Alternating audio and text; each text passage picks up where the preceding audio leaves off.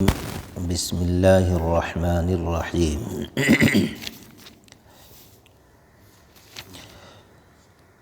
وَإِذْ قُلْنَا لِلْمَلَائِكَةِ اسْجُدُوا لِآدَمَ فَسَجَدُوا إِلَّا إِبْلِيسَ أَبَى وَاسْتَكْبَرَ وَكَانَ مِنَ الْكَافِرِينَ۔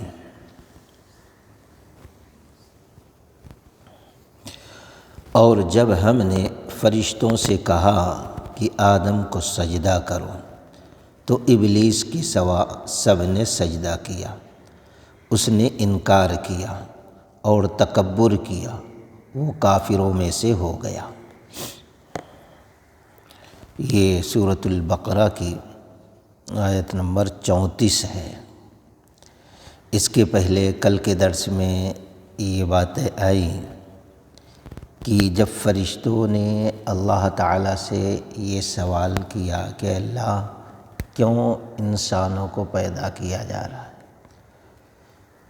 تو اللہ تبارک و تعالیٰ نے کہا، اور انہوں نے ساتھ میں یہ بھی کہا، ہم تیری تقدیس بیان کرنے کے لیے ہیں، تیری نافرمانی بھی نہیں کرتے ہیں، اور وہ لوگ زمین میں فساد بھی برپا کریں گے تو پھر کیا ضرورت ہے ان کے پیدا کرنے کی۔ حکمت پوچھی کیوں انسان پیدا کیا جا رہا ہے، تو اللہ تبارک و تعالیٰ نے ایک تو یہ کہہ دیا جو میں جانتا ہوں تم جانتے نہیں، اور یعنی کس طریقے سے اس میں علماء، صلحاء، انبیاء، شہداء ہوں گے، نیک لوگ ہوں گے، اور دوسرے یہ کہ اللہ تبارک و تعالیٰ نے بابا آدم علیہ السلام کو تمام علوم دے دیے تھے۔ گویا دنیا کا کوئی علم ایسا نہیں ہے کہ جس کے بارے میں یہ کہا جائے کہ اس کو نہیں حاصل کر سکتے، ہر چیز کا علم انسان کو سیکھنا چاہیے۔ تو خیر، علم دیا اور فرشتوں سے کہا تم لوگ ان کے نام بتاؤ، تو وہ عاجز رہ گئے۔ بابا آدم علیہ السلام کو اللہ نے کہا تو سب کو ایک طرف سے نام گنا ڈالے۔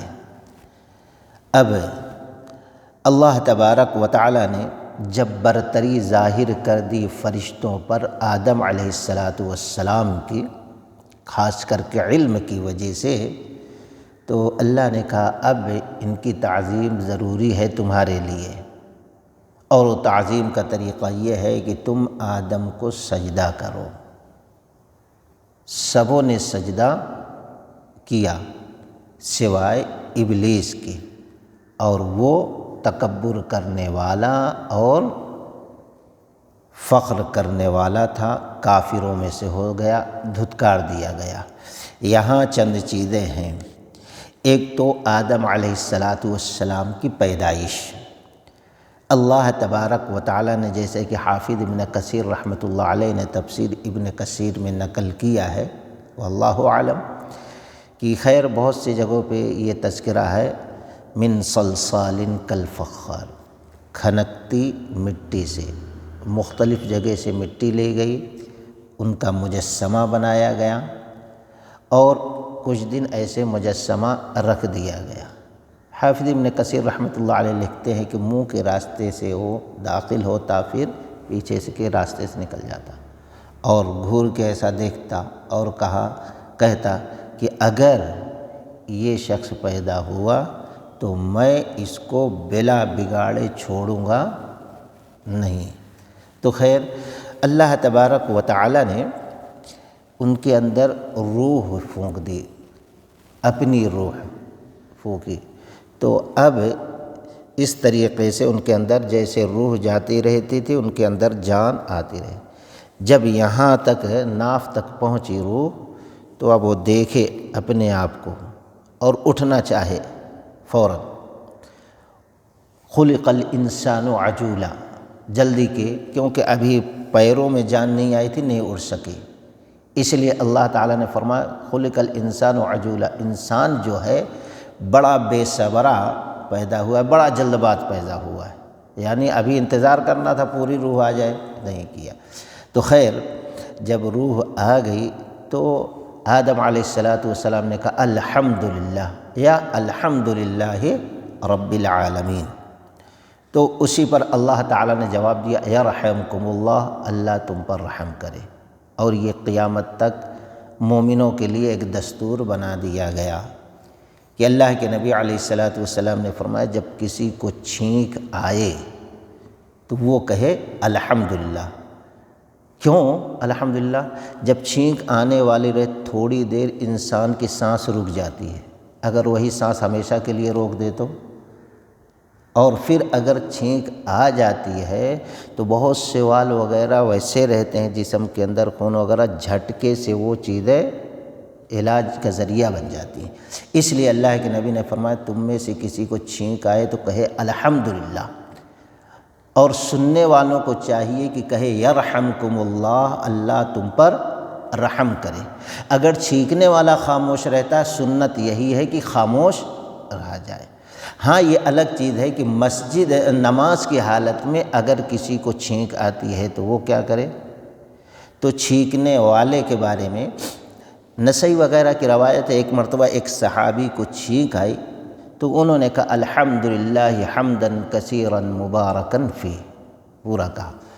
تو نماز کے بعد رسول اللہ صلی اللہ علیہ وسلم نے پوچھا کس نے ایسا کہا؟ خاموش رہے، پھر کہا کہ میں، 2-3 بار سوال کر۔ اللہ کے نبی علیہ الصلاۃ والسلام نے فرمایا میں نے دیکھا اتنے فرشتے دوڑ رہے تھے اس کلمے کو لے جا کر اللہ کے سامنے پیش کرنے کے لیے، لیکن آپ نے وہاں یہ بھی کہا اور دوسرا کوئی جواب نہ دے۔ جیسے غیر نماز میں سننے والے کو یرحمکم اللہ کہنا ہے، نماز کی حالت میں آپ نے فرمایا لوگ نماز میں رہتے ہیں وہ کچھ نہ کہیں، خاموش رہیں، لیکن چھینکنے والے کے بارے میں حدیث تقریری ہے الحمدللہ کہے یا الحمدللہ کثیراً مبارکاً فیہ، اس طریقے سے۔ خیر، اللہ تعالیٰ نے فرمایا یرحمکم اللہ، اللہ تم پر رحم کر دے، ایک چیز۔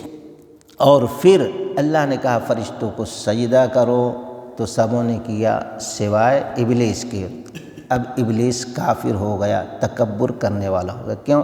اس کے پہلے یہ ہے جو میں جانتا ہوں تم وہ نہیں جانتے، تو وہاں یہ اپنی عبادت کے ذریعے سے ابلیس تو پہنچ گیا تھا فرشتوں کی جماعت میں، لیکن اس کی دلی کیفیت، اس کا مستقبل اللہ تعالیٰ جانتا تھا کہ آگے چل کے یہ میری نافرمانی کرے گا، سرکشی کرے گا۔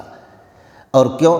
حافظ ابن کثیر رحمۃ اللہ علیہ نے اس کی وجہ وہی نقل کی، اللہ بہتر جانتا ہے، کہ اب زمین پر جو جن تھے فساد مچا رہے تھے، فرشتوں کو اللہ تعالیٰ نے حکم دیا جاؤ ان کو ہٹاؤ، تو اب ابلیس بھی آیا، مار پیٹ کے وہاں سے بازو کر دیا سب کو، تو اس کو فخر ہوگا یہ کام جو میں کیا کوئی کر سکتا نہیں، یہ تکبر تھا اس کو۔